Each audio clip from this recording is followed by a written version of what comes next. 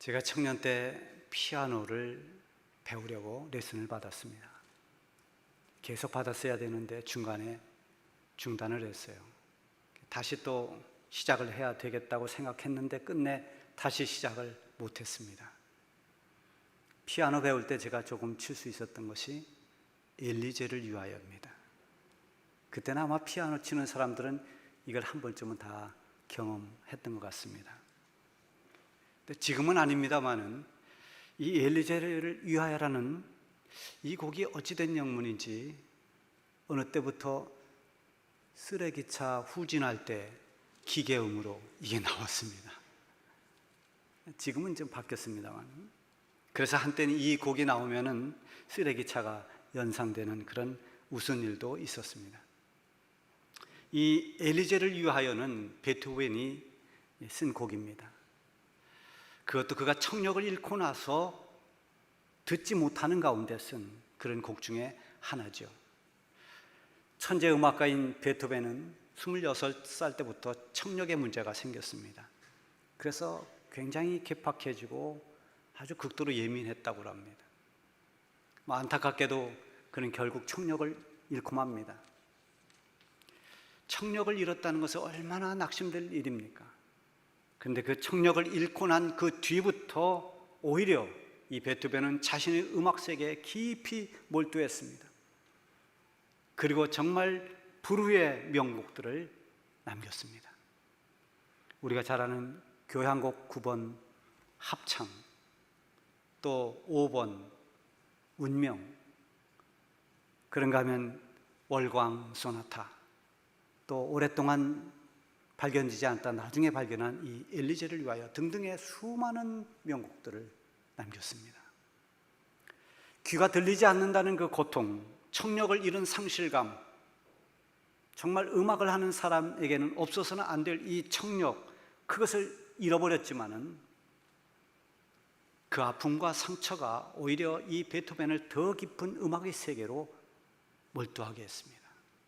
그리고 그런 깊은 불후의 명곡을 남길 만큼 그 나름대로의 음악의 작품 세계를 이뤘습니다. 인간의 약함과 고난이라고 하는 것은 때로 자기의 인생을 무너뜨리는 무거운 짐이 될 수는 있지만은 오히려 그것이 자기 인생을 새롭게 할 수 있는 인생의 전환점이 되기도 합니다. 우리가 지금 겪고 있는 이 코로나19라고 하는 이 재앙의 날들이 우리의 보배 같은 믿음을 망가뜨릴 수도 있습니다. 하나님과의 관계를 멀어지게 만들 수도 있습니다. 믿음을 훼손시킬 수 있습니다.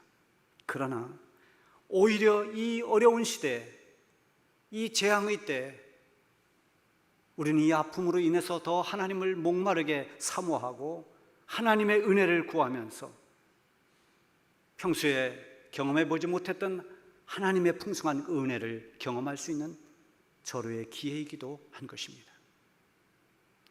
오늘 본문은 시편 57편인데요 표제에 보면은 다윗이 사울을 피하여 굴에 있던 때라고 적혀 있습니다.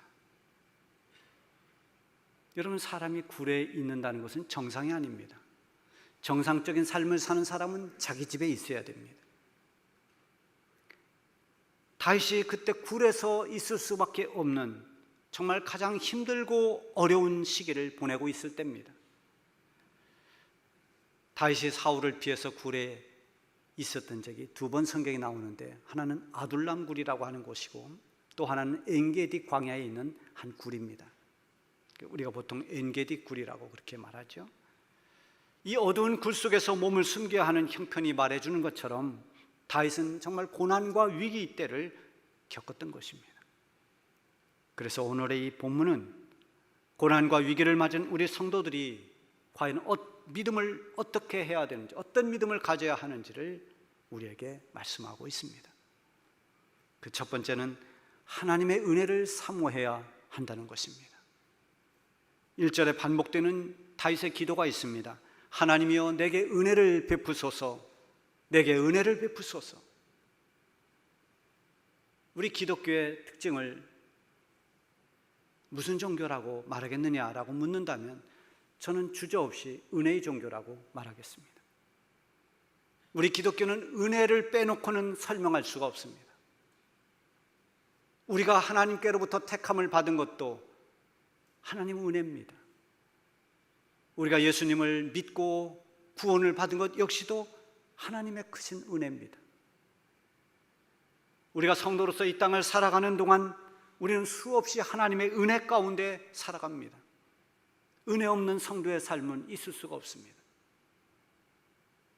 하나님께 대해서 우리가 눈을 뜨면 뜰수록 하나님 그분을 향해서 우리가 깨달으면 깨달을수록 더 크게 보이는 것이 하나님의 은혜인 것입니다. 그래서 성도가 하나님의 은혜를 구하는 것은 아주 당연한 일입니다. 내게 은혜를 베풀어 달라고 하는 그 간구는 오직 주님만이 나의 도움이라는 믿음이 있습니다. 주님만이 모든 문제의 해결자라는 그 믿음이 있을 때 하나님께 은혜를 구합니다. 소진영이라고 하는 마커스 워십의 찬양 리더자가 있습니다.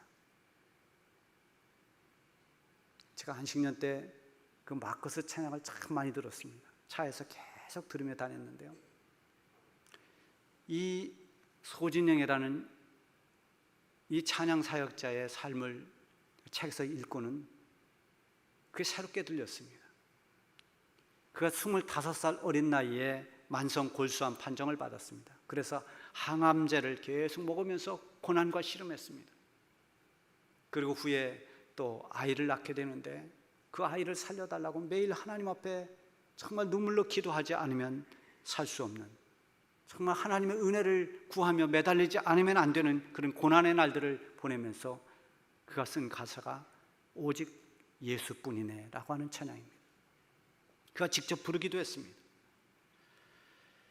그래서 제가 그것을 알고 이 찬양을 계속 한번 들어봤습니다. 정말 그 찬양은 입으로만 부르는 찬양이 아니었습니다. 가슴으로 부르는 찬양, 온 몸으로 온 삶으로 부르는 믿음의 고백이었습니다.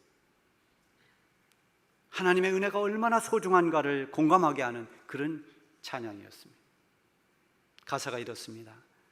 은혜 아니면 살아갈 수가 없네.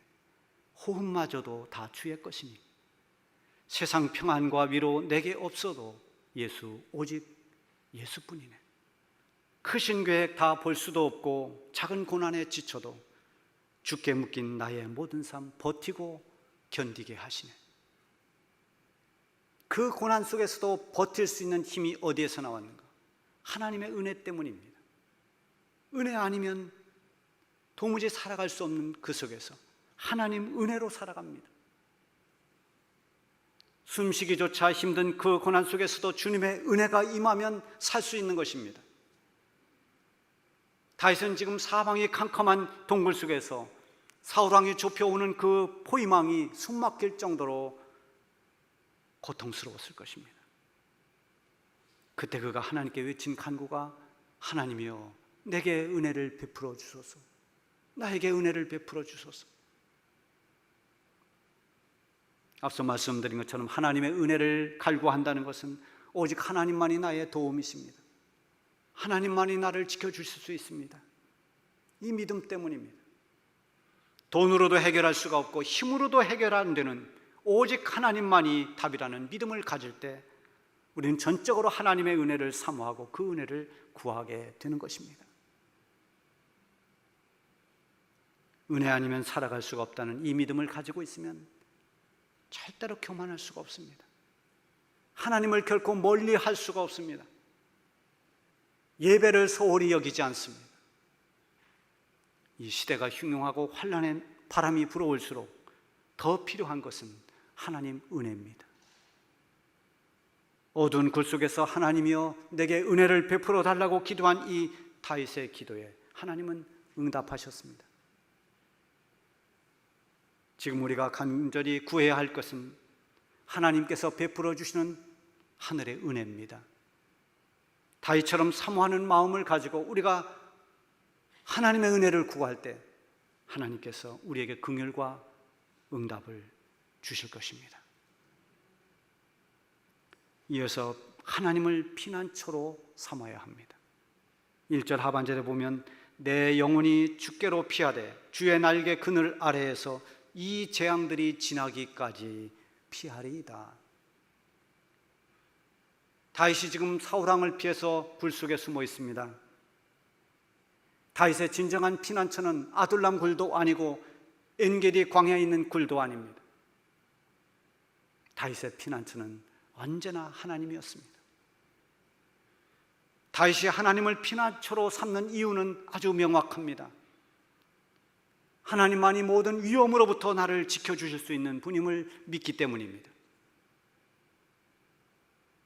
어느 글을 보니까 코로나19가 시작되고 우리 성도들이 가장 많이 불렀던 그 찬양이 아무것도 두려워 말라, 이 찬양이라고 합니다.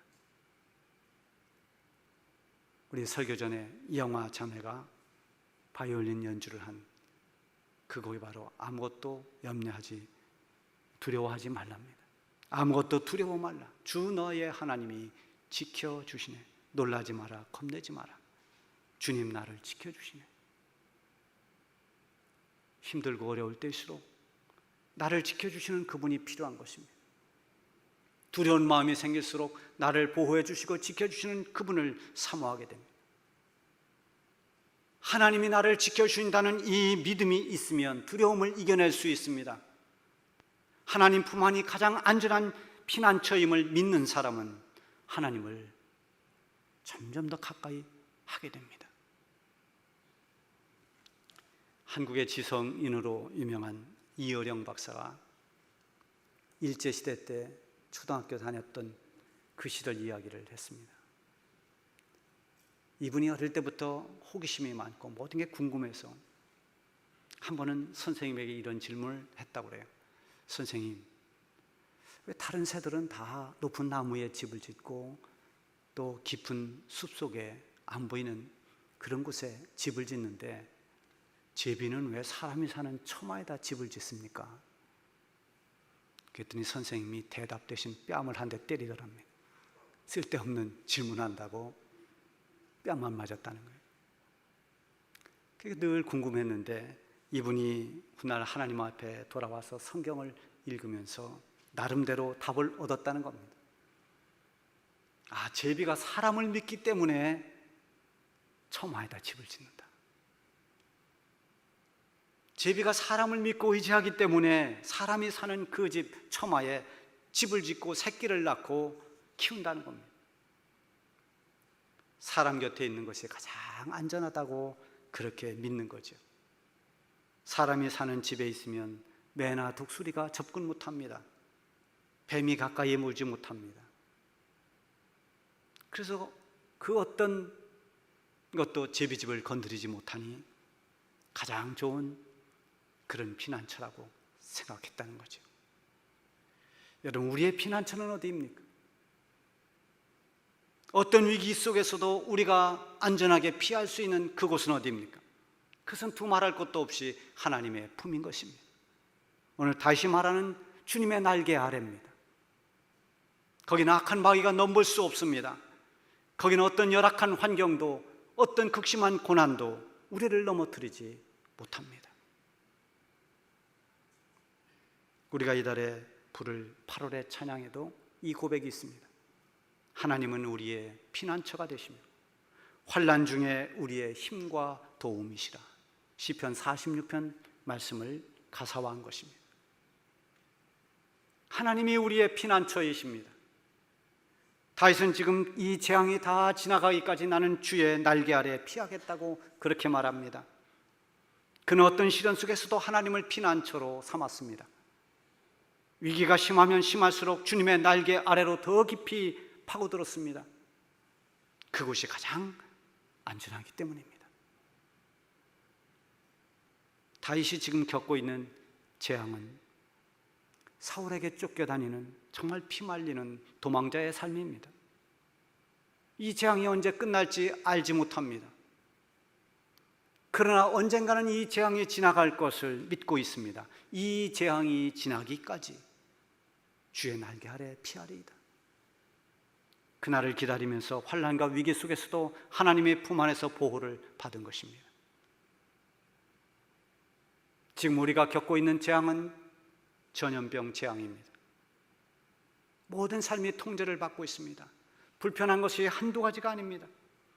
이런 외적인 불편함도 크지만 단절과 원망이 있고 우울함과 불안함, 이런 내적인 진통도 결코 작지 않습니다. 그러나 이 코로나 재앙도 언젠가는 지나갈 것입니다.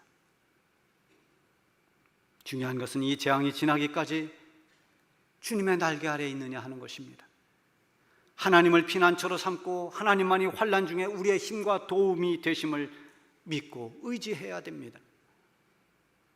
재앙 때문에 하나님을 멀리하는 것은 그것은 믿음이 아닙니다. 재앙 때문에 하나님 품으로 더 가까이 파고들고 하나님을 피난처로 삼는 사람이 하나님 자녀고 믿음의 사람들입니다. 병아리는 위험하면 바로 엄마 날개 속으로 들어갑니다. 하나님 자녀들은 위험할 때 하나님 품속으로 더 깊이 들어가야 됩니다. 세 번째는 모든 것을 이루시는 하나님을 믿어야 됩니다. 2절에 보면 내가 지존하신 하나님께 부르짖으며 곧 나를 위하여 모든 것을 이루시는 하나님께로다. 다윗이 부르짖는 기도는 믿음의 기도입니다. 어떤 믿음의 기도인가? 결국 모든 결과는 하나님께서 이루어 주신다는 이 확신에 찬 믿음에서 하나님께 부르짖어 기도했습니다. 하나님께서 이루시되 하나님을 의지하는 자를 위해서 하나님이 이루어 주십니다. 하나님 말씀에 순종하고 하나님을 사랑하고 경외하는 그런 사람들의 모든 일의 결과를 하나님이 이루어 주시는 것입니다. 로마서 8장 28절의 말씀에 보면 우리가 알거니와 하나님을 사랑하는 자 곧 그의 뜻대로 부르심을 입은 자들에게는 모든 것이 합력하여 선을 이루느니라. 하나님께서 사랑하는 모든 사람들, 하나님이 결국은 여러 가지 과정을 거치지만 결국은 선을 이루어 주신다고 했습니다. 다윗은 나를 위해서 모든 것을 이루시는 하나님이라고 그렇게 말합니다. 그만큼 다윗은 자신이 하나님을 의지하고 하나님을 경외하고 있음을, 하나님이 알고 있음을 그는 믿는 것입니다. 이런 믿음이 있기 때문에 위기와 위험 속에서도 그는 서둘지 않습니다. 굴 속에 들어와 잠이 든 사울왕을 보고도 당황해서 성급히 그를 죽이려고 하지 않았습니다. 다윗이 아둘람 굴에 있을 때에도 또 엔게디 굴에 있을 때에도 참 공교롭게 사울왕을 거기서 만납니다. 사울왕이 그 굴로 들어온 것은 다윗이 숨어 있는 것을 짐작하고 다윗을 찾기 위해 들어온 게 아니라 한 번은 용변을 보러 들어왔고 한 번은 휴식을 취하기 위해 들어왔습니다. 굴 깊은 곳에서 다윗과 그 일행들이 사울을 지켜봤습니다. 사울을 죽이고 왕이 될 수 있는 기회가 왔습니다. 이렇게 사울을 피해 다니는 고단하고 힘든 삶을 마칠 수 있는 그런 찬스가 온 것입니다. 다윗의 일행들도 이때야말로 좋은 기회니 당신이 사울을 죽이고 왕이 되라고 부추깁니다. 그러나 다윗은 자신이 나서지 않고 그 판결을 하나님께 맡겼습니다. 사울도 하나님이 세운 왕이기에 자신이 손을 대지 못했습니다. 하나님께서 선악간에 심판하실 것이고 모든 일은 하나님이 이루실 것을 믿었습니다. 다윗의 믿음대로 모든 것은 하나님께서 친히 이루어 주셨습니다. 후에 사울은 전쟁에 나가서 죽습니다. 하나님께서 사울을 심판하시고 다윗을 왕으로 세워 주셨습니다. 어릴 적 기름 부어 왕으로 삼겠다는 하나님의 약속이 이루어지지 않을 것처럼 그렇게 힘든 날들을 보냈지만 마침내는 하나님이 그 약속을 이루어 주셨습니다. 다윗이 비록 환난의 때를 오랫동안 겪었지만 결과적으로는 다윗을 위해서 모든 것을 하나님이 이루어 주신 것입니다. 지금 급하다고 내 뜻대로 행하지 않아야 됩니다. 지금 힘들다고 성급히 내 생각대로 내 편한대로 그렇게 행하면 하나님의 뜻을 어길 수 있고 평생 후회할 수 있습니다. 나를 위해서 모든 것을 이루실 하나님을 신뢰하고 언제든지 믿음의 자세를 잃어버리지 않아야 됩니다. 지금 우리는 예상하지 못했던 이 코로나 전염병으로 인한 긴 재앙의 날들을 보내고 있습니다.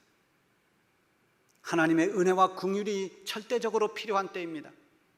우리는 다윗처럼 기도해야 됩니다. 하나님이여, 나에게 은혜를 베풀어 주십시오. 하나님, 우리 한국교회 위에 은혜를 베풀어 주십시오. 하나님, 이 나라와 민족 위에 은혜를 베풀어 주세요. 이 재앙이 지나기까지 주님의 날개 아래에서 우리의 영혼이 쉼과 안식을 얻어야 됩니다. 재앙 때문에 하나님을 멀리하지 말고 재앙으로 말미암아 피난처가 되신 하나님 품으로 더 가까이 나와야 됩니다. 하나님은 하나님을 믿고 의지하는 사람을 위해서 모든 것을 이루시는 하나님이십니다. 지금은 우리가 시련의 때를 보내고 있지만 모든 것은 지나가고 결국은 하나님께서 이루시는 결과만 남게 될 것입니다. 여러분, 낙심하지 말고 우리에게 은혜 주시는 하나님의 은혜를 붙잡고 담대하게 나아가시길 바랍니다. 기도하겠습니다.